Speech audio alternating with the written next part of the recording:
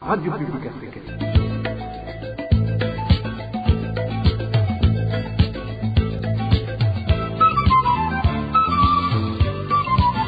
Radio Publique Africaine.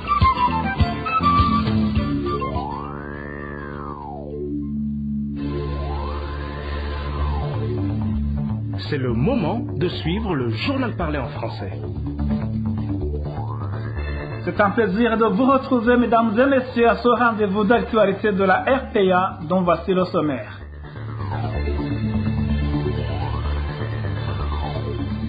Recrudescence des cas de tuerie dans différentes localités du Burundi. Nous vous parlerons dans cette édition des corps sans vie de 2 enfants découverts hier en commune Nyanzarake de la province de Makamba, 4 cadavres retrouvés dans différentes communes de la province de Cibitoke et un militant du parti CNR tué fusillé la nuit de mardi dernier en commune Bugarama de la province de Bujumbura. Les habitants de la commune Mugamba en province de Bururi s'insurgent contre les arrestations arbitraires dont ils sont souvent victimes. Et puis le moment actuel n'est pas propice pour connaître la vérité sur les événements de 1972, car la tyrannie du pouvoir en place ne peut pas permettre aux témoins de dire la vérité. Propos du président de l'association AC Génocide, branche du Canada. Voilà pour le sommaire. On exime à la présentation, le développement dans quelques secondes.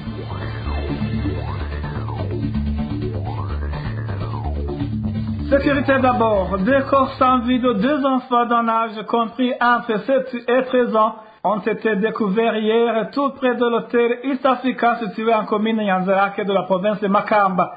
Selon les habitants de Nyanzarake, l'identité de ces enfants, de même que les circonstances de leur mort, restent inconnues. Les administratifs indiquent que les enquêtes sont en cours. Un habitant de la colline Bihinde, commune de Bugarama de la province de Rumonge, a été tué, fusillé la nuit de mardi dernier. Les informations en provenance de la localité affirment qu'il serait victime de son appartenance politique. Les habitants de Bihinde plaident pour un renforcement de la sécurité dans cette localité. Le point avec Eric Nyonzima. La victime s'appelait Célestin Bigirimana. Elle a été assassinée mardi dernier vers 21h. Selon la source de la RPA Mongue, des mobiles politiques seraient derrière son meurtre.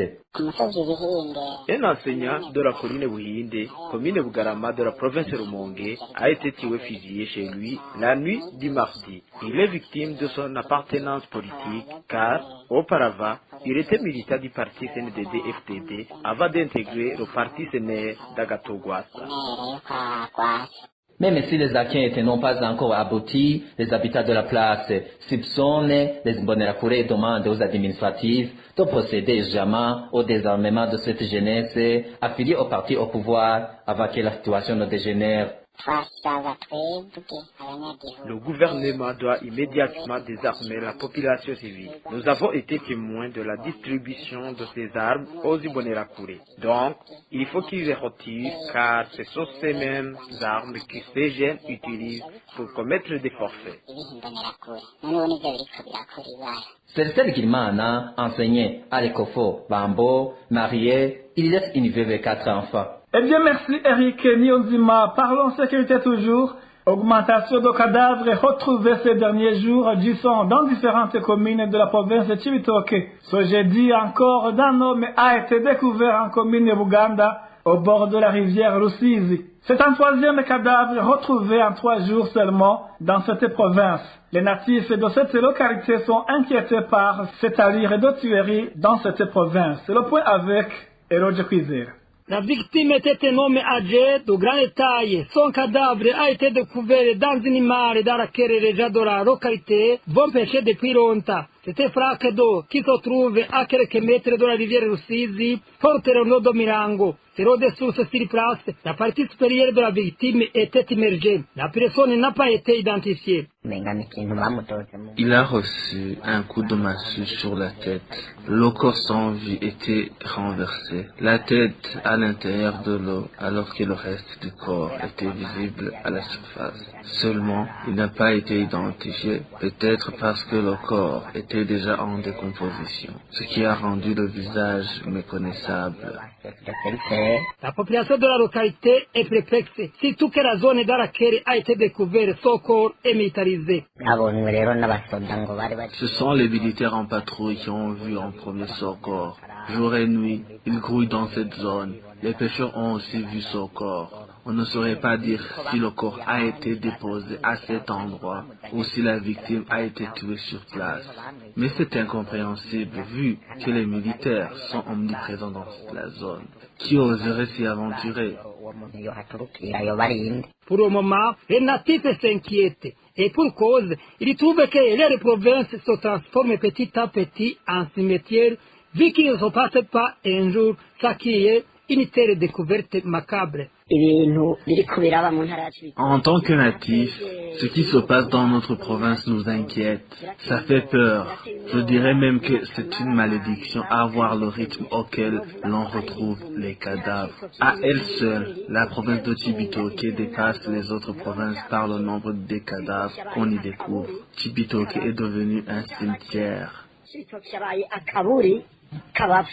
Les 2 derniers mois, la rédaction de la RPA a pu dénombrer 25 cadavres retrouvés ici et là dans cette province. On a tenté de joindre Karem Bizoza, gouverneur de la province Cibitoke, mais il n'a pas voulu s'exprimer sur ce sujet. Eh bien, merci à toi aussi, Eroge Kwizera. Courte pause, nous poursuivons avec la page Droits de l'homme. RPA.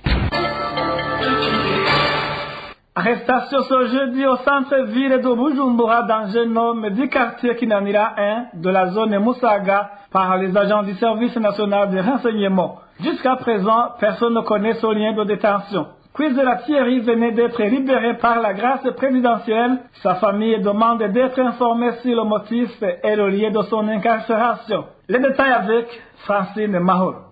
Selon des témoins oculaires, Kwizera Thierry a été arrêté dans l'après-midi de ce jeudi par des agents de la documentation de Mathias Ndouimana surnommé Atia. Ils l'ont appréhendé à l'intérieur du supermarché idéal situé près de la place communément appelée Bata, en plein centre-ville de Bujumbura. Notre source indique également que Thierry Kwizera venait d'être libéré par la grâce présidentielle après 5 ans d'incarcération à la prison centrale de Mimba. Il était libre depuis 9 jours, comme en témoigne notre source. Kwizera Thierry a été libéré de la prison centrale de Mimba mardi de la semaine dernière. Ce jeudi, il a été arrêté par la documentation à l'endroit nommé Bata dans la ville de Bujumbura et il a été embarqué à bord d'une camionnette blanche immatriculée D3981A. À l'intérieur de cette camionnette se trouvait un agent de la documentation connu sous le sobriquet d'Atia. Jusqu'à présent, nous ne savons pas où il l'a amené. La famille de Thierry Kwizera supplie le président burundais de les aider à connaître le lien et le motif de détention de toutes les personnes arrêtées par les agents de la documentation quelques jours seulement après qu'ils aient bénéficié de la grâce présidentielle. Comme ces derniers jours, nous avons entendu dire que les prisonniers qui ont bénéficié de la grâce présidentielle sont devenus la cible des disparitions forcées. Nous demandons au président de la République, qui est l'auteur de leur libération, de nous aider à connaître où les nôtres ont été amenés. Et si Thierry est coupable d'un tel ou tel autre délit, qu'on nous le fasse également savoir. Rappelons que depuis la fin du mois de mai, l'association APRODERACH qui défend le respect des droits des prisonniers avait déjà répertorié au moins 10 anciens prisonniers récemment graciés et qui sont portés disparus. Eh bien, merci à toi aussi, Francine Mahoro. Les proches de Fidel Ntakarutimana, un des élus de la colline Musama, commune Kayokwe en province de Mwaro, s'inquiète de sa sécurité. Détenu durant plus de 2 semaines au cachot du commissariat provincial, ses proches indiquent qu'il est sans trace depuis que la RPA a diffusé des informations selon lesquelles ce détenu a subi des tortures et a été enfermé dans la chambre correctionnelle. Pour les membres de la famille de Fidel Ntakarutimana, Lolaire est victime d'avoir dénoncé un certain Pacifique, alias Gikashi, fabricant et vendeur de boissons prohibées dites Umunanas. Le même Pacifique qui l'a fait emprisonner aurait donné des pots de vin aux officiers de police judiciaire qui traitent ce dossier afin qu'il soit maintenu en prison. Les habitants de la commune Kayokwe déplorent l'inaction du gouverneur de la province de Mwaro sur le cas de cet élu coroner victime d'avoir accompli correctement ses engagements. Il rappelle au gouverneur de la province de Mwaro qu'il a lui aussi contribué pour que ce fabricant et vendeur de boissons prohibées Pacifique Gikashi soit arrêté et condamné à une peine de 2 ans d'emprisonnement, bien qu'il ait été relâché après 2 mois seulement d'emprisonnement suite à la corruption. Il demande également aux organisations de défense des droits humains de plaider pour que ce responsable culinaire soit libéré. Toujours droit de l'homme, un habitant de la zone Mitakataka, commune et province de Bubanza, vient de passer plus de 10 jours en détention au cachot de la commune de Bubanza. Il est accusé de vol de moto. Sa famille parle d'injustice car l'auteur de cette infraction a été appréhendé et plaide coupable. Le point avec Marie-Ange Ilakoz. Olivier Nzeimana est un habitant de la colline et zone Mitakataka. Il a été arrêté le 21 mai sur ordre de l'OPG Francine du commissariat communal de Bubanza. Il était accusé d'avoir volé une moto. Arrêté par le prénommé Jules, qui se trouve être le chef des Imbonerakure de la colline Mitakataka, il est resté détenu dans les cachots du dit commissariat pendant 9 jours, malgré que le vrai coupable a été démasqué. Après 3 jours, celui qui avait volé la moto a été arrêté à Gihanga. Il s'appelle Viateur et habite le village 5. Au cours de l'interrogatoire, l'auteur du vol a avoué avoir volé la moto et quand on lui a demandé s'il connaissait Olivier Nzeimana, il a répondu par la négative. Malgré l'arrestation et l'incarcération du vrai auteur du crime, Olivier Nzeimana sera transféré au cachot du commissariat de la province Bubanza au lieu d'être relâché, ce qui a beaucoup frustré les membres de sa famille, en plus de les surprendre.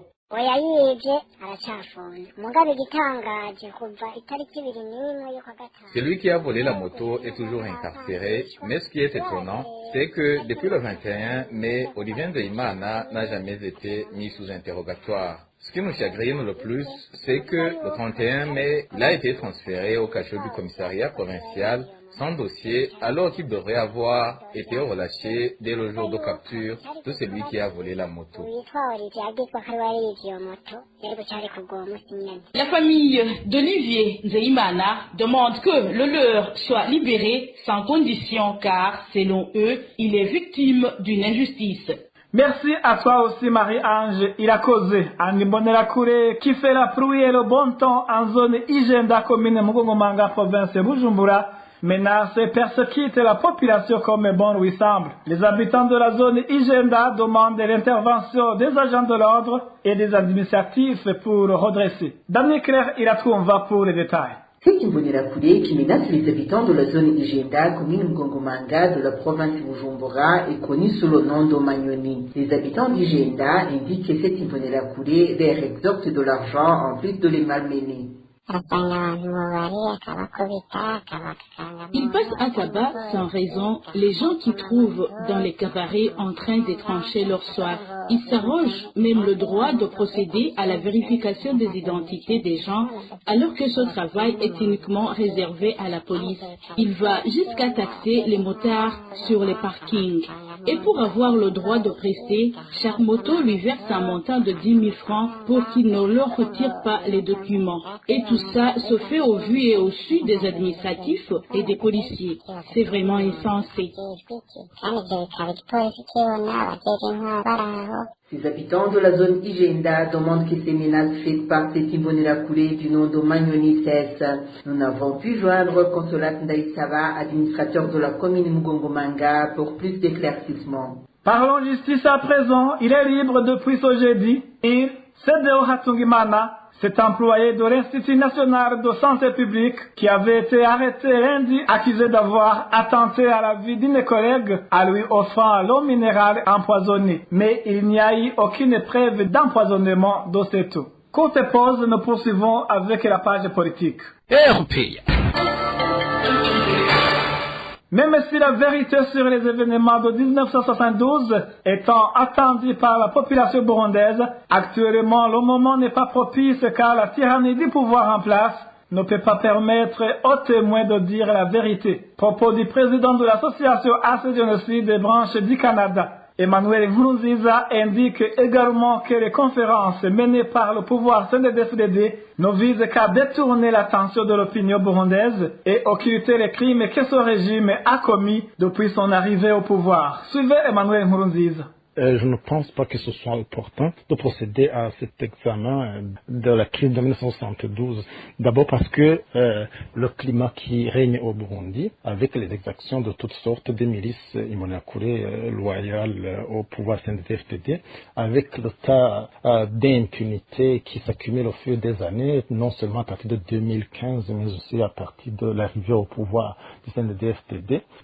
D'autre part, il y a le fait que le gros, une bonne partie de l'opposition, de politiciens de la classe politique burundaise est en exil, avec une frange très importante de la population. À un moment donné, on parlait de 500 000 Burundais en exil. Alors, procéder en examen d'une crise aussi sérieuse, donc, ne génère pas du tout, ne vont pas conduire à l'établissement de la vérité. C'est plutôt un signe que l'objectif primordial du pouvoir en place est d'occulter les maux, les crimes qu'il a commis depuis justement l'avènement du régime CNDD-FDD. Bien évidemment, il n'est pas approprié, il n'est pas du tout souhaitable que l'on demande à l'ancien président de la République, Sylvestre Ntibantunganya, de faire une analyse et de qualifier, de suggérer une qualification des tueries de 1972. Si aujourd'hui, le CNDD peut faire semblant d'établir les faits, eh bien, il y a ce conflit d'intérêts, il y a le fait qu'on ne peut pas enquêter objectivement sur les massacres qu'on a fait.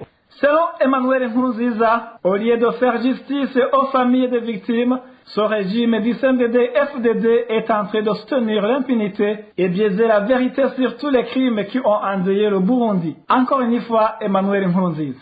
Cela constitue un lot de mots qui ne peuvent pas être enquêtés et qualifiés. Il y a en outre le fait que, en qualifiant de combattants de rébellion, sous-entendu légitimes, les miliciens qui ont failli exterminer les Tutsis, c'est comme si, en fait, on donnait le feu vert à n'importe quel tueur qui aurait de ses desseins occultes, notamment la tentative d'exterminer l'autre groupe avec lequel on ne partage pas la religion ou les origines sociales. Bref, c'est un mauvais signal parce que ça crée un mauvais précédent si des tueurs qui s'acharnent sur un groupe social, ethnique ou religieux sont qualifiés de simple rébellion, eh bien, on nie finalement qu'il y a intention de génocide et ça donne un mauvais signal, ça crée un sentiment de frustration de la part des victimes survivantes qui voient leur chance de dédommagement partie pour toujours, en tout cas avec la présence d'un régime comme le CNDD au pouvoir aujourd'hui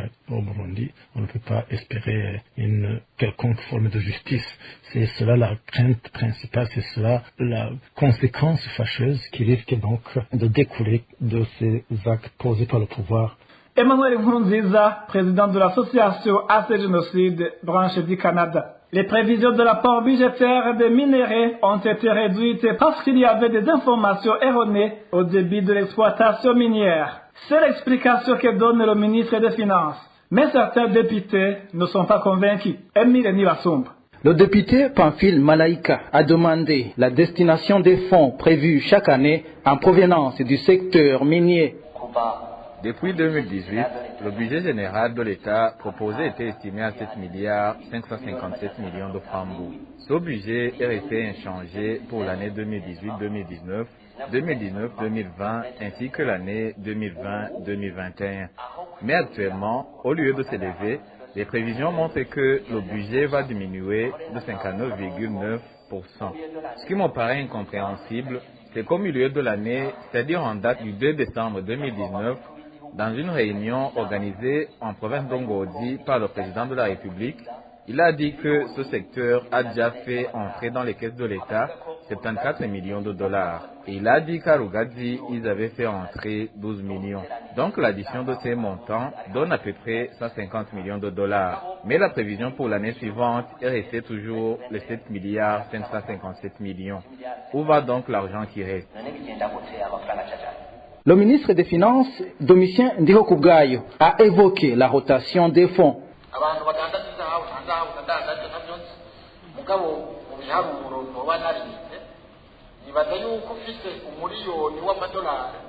Je ne connais pas les procédures de vente de l'or, mais je connais quand même les calculs. Je pense bien que si tu possèdes $1 million, tu peux vendre de l'or aujourd'hui et continuer pour le mois prochain, et ainsi de suite avec le capital d'1 million qui circule. À la fin, tu te dis que ces quantités d'or valaient 12 millions, mais cela ne signifie pas que ces sommes sont rentrées. Le taux de rotation d'1 million investi dans ce secteur peut être lent et à la fin, tu peux trouver ça 50 millions. Donc, la question qu'on doit se poser, c'est plutôt est-ce que cette somme d'1 million rapportait quel bénéfice qui rentre dans les caisses de l'État? Vous pouvez compter pour voir ce qui entre dans les...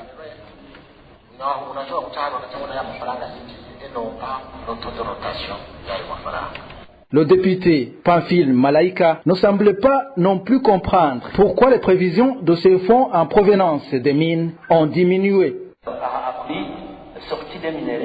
Sur la rubrique qui parle des sorties des minéraux, il est inscrit 8,52 milliards. Entre-temps, la prévision est de 3,557 milliards. Comment se fait-il que les sorties soient supérieures aux recettes? Il est clair que des minéraux vendus seraient abondants. On peut se demander à quand les minéraux pourront aider l'économie du pays. Pour ceux qui ne le savent pas, sur 118 éléments du tableau périodique de Mendeleïev, le Burundi possède 32 éléments dans son sous-sol. Le ministre des Finances a également répondu à cette question. C'est vrai, dernièrement, nous avons eu beaucoup d'enthousiasme et d'optimisme que ce secteur va donner beaucoup d'argent au pays. On n'avait pas beaucoup de matériel pour extraire les minéraux, mais ceux qui sont venus faire des études de notre sol nous ont également dit que le Burundi regorge de beaucoup de minéraux. Mais sachez que la première société est venue extraire il y a 3 ans seulement. C'est un travail qui demande beaucoup de technique. Nous voyons des machines qui viennent et s'en vont. Aussi, il faudra savoir que plusieurs nous promettaient beaucoup de choses que nous ignorons la possibilité. Donc, actuellement, les contrats déjà signés avec les sociétés d'extraction sont en train d'étudier pour voir s'ils ne nous auraient pas menti. Mais après avoir constaté que c'était impossible d'obtenir ces 7 milliards, nous avons donc demandé que le budget soit revu à la baisse. Après son adoption par l'Assemblée nationale et le Sénat, le budget général de l'État sera en dernier ressort approuvé par le président de la République. Eh bien, merci à toi aussi, Émile Niwasumba. La mesure qui a été prise par l'administrateur de la commune Gitega de fixer les taxes d'assainissement est non seulement illégale, mais ne profitera en aucun cas à la population. Propos de Jean Bosco Guigemera, vice-président de CEFOR Arusha. Selon cet homme politique, l'administrateur n'a pas les prérogatives d'initier et de fixer les taxes comme il veut car la perception des taxes est régie par une loi votée par l'Assemblée nationale. La perception des taxes communales est régie par la loi numéro 1/02 du 3 mars 2016 portant réforme de la fiscalité communale. Comme d'aucuns le savent, la loi est du ressort de l'Assemblée nationale, du Sénat et du gouvernement et non de la commune. Cette loi fixe les barèmes tarifaires des taxes à percevoir et le conseil communal détermine au début de chaque exercice budgétaire le montant à percevoir dans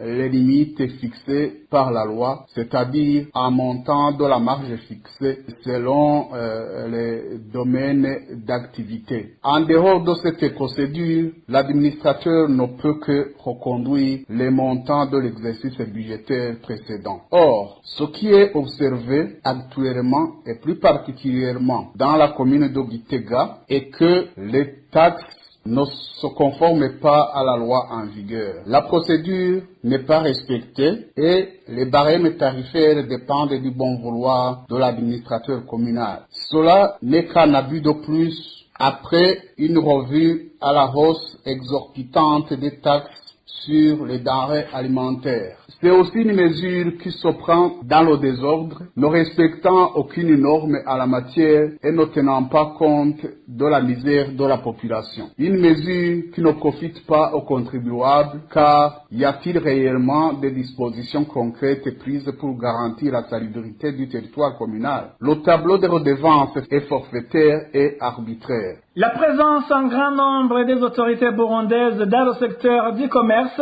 influence la carence des produits stratégiques comme le sucre et le ciment, car elles peuvent les monopoliser facilement. Propos du président de la PARSEM lors d'une conférence de presse tenue ce vendredi. Faustin Ndikoumana a fait savoir que cette présence risque d'amener ces autorités à confondre leurs biens et ceux publics. Aujourd'hui, le principe de conflit d'intérêts, de compatibilité au niveau des fonctionnaires de l'État n'est plus là. Maintenant, on veut être commerçant, haut cadre, en même temps, premier opérateur économique, policier, officier de l'armée, haut fonctionnaire. Donc, il y a un amalgame qu'il faut actuellement casser.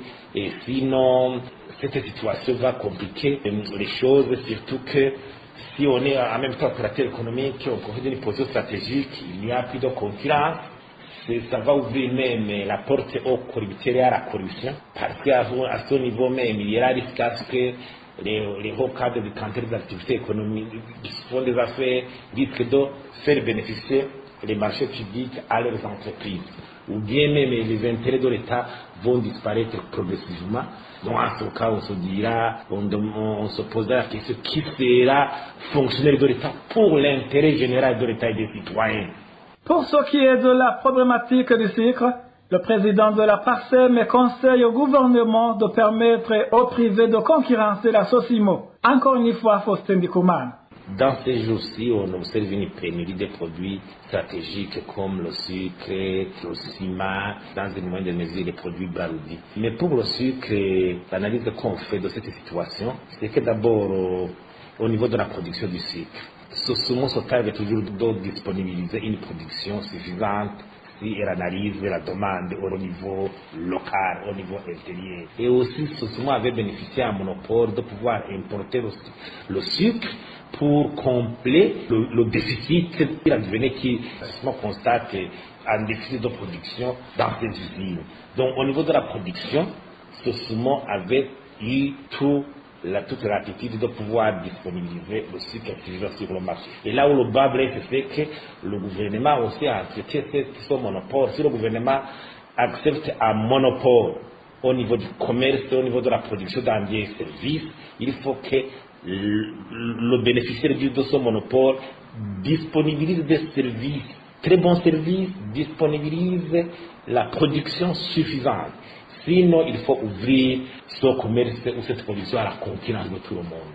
Si le sucre n'est pas là, n'est pas suffisant sur le marché, il faut ouvrir la concurrence. Il faut qu'il y ait d'autres personnes qui puissent, d'autres commerçants qui puissent importer le sucre pour faire la concurrence. Et je dois dire que l'État dans l'organisation du commerce ne devait pas être acteur. L'État devait être régulateur, arbitre, organisateur de concurrence. Courte pause, nous poursuivons avec la page économie. Les tarifs de dépistage du coronavirus sur la frontière burundo-congolaise de Gatumba freinent les voyages. Les usagers trouvent élevés ces tarifs et ne peuvent pas être payés par toute personne désirant traverser la frontière. Les plus affectés sont les petits commerçants transfrontaliers. Bobo Rugulika nous fait le point. Arrivé à la frontière burundo-congolaise de Gatumba, on remarque beaucoup de mouvements de petits commerçants, mais qui ne parviennent plus à franchir la frontière. Ces gens sont en grande partie des femmes pratiquant le petit commerce, des hommes en situation de handicap, qui eux aussi étaient habitués au petit commerce transfrontalier. Pour eux, le gouvernement burundais a fait la politique de déshabiller Saint-Pierre pour habiller Saint-Paul. Ils disent plutôt que le gouvernement semble être motivé beaucoup plus par la volonté d'encaisser beaucoup d'argent que celle d'ouvrir réellement la frontière. Pour ces petits commerçants, commerçants rencontrés par nos collègues sur le lieu, il est inimaginable de payer 15 000 francs pour l'obtention du certificat négatif au Covid-19 alors que leurs capitaux n'atteignent même pas 50 000 francs burundais. La situation est plutôt pire pour les ressortissants de la RDC qui, eux, doivent payer $30 pour l'obtention de ce certificat. Certains des petits produits alimentaires exportés dans la ville d'Uvira sont entre autres les légumes, du charbon, la farine et bien d'autres petits articles. Même son de cloche pour les Congolais qui dénoncent cette situation. Pour pouvoir exercer ce petit commerce, les commerçants burundais actuellement passent ces articles à d'autres petits commerçants congolais qui se trouvent de l'autre côté de la frontière et les échanges se terminent par là. Que ce soit les commerçants burundais ou congolais, tous demandent la révision de cette mesure. Le ministre de l'Intérieur est en train d'étudier la procédure de délocalisation des habitants de la zone Gatumba, victimes des inondations. Cela a été déclaré par Évariste Ndayishimiye, le président de la République du Burundi, au cours de sa descente sur les lieux. Le numéro 1 burundais a donc demandé à la population de se conformer à la décision qui sera prise par le ministère de l'Intérieur.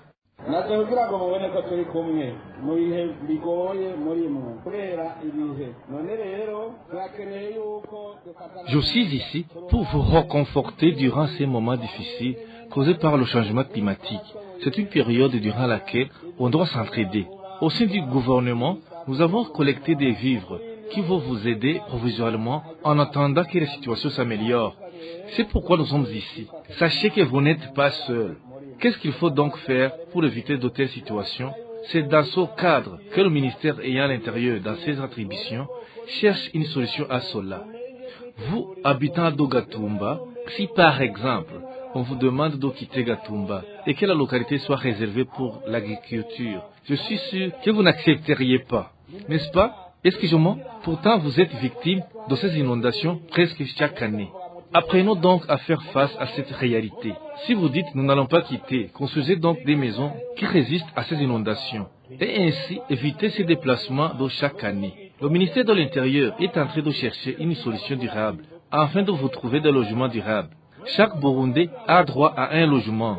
Imaginez si un jour, Gatumba est complètement inondé par les eaux du lac Tanganyika et celle de la Rusizi. Allez-vous continuer à vivre dans l'eau? Je sais que quand le ministère de l'Intérieur vous a annoncé cette option de déménagement, ça ne vous a pas plu, mais pensez-y sérieusement et préparez déjà vos esprits.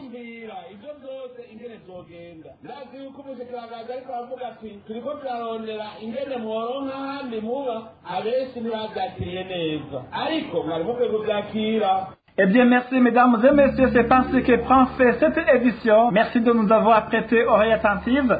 Merci aussi à l'équipe de la rédaction et à l'équipe technique pour leur collaboration. Onésime de Chimagizi, je vous souhaite de passer de bons moments chez vous. Au revoir.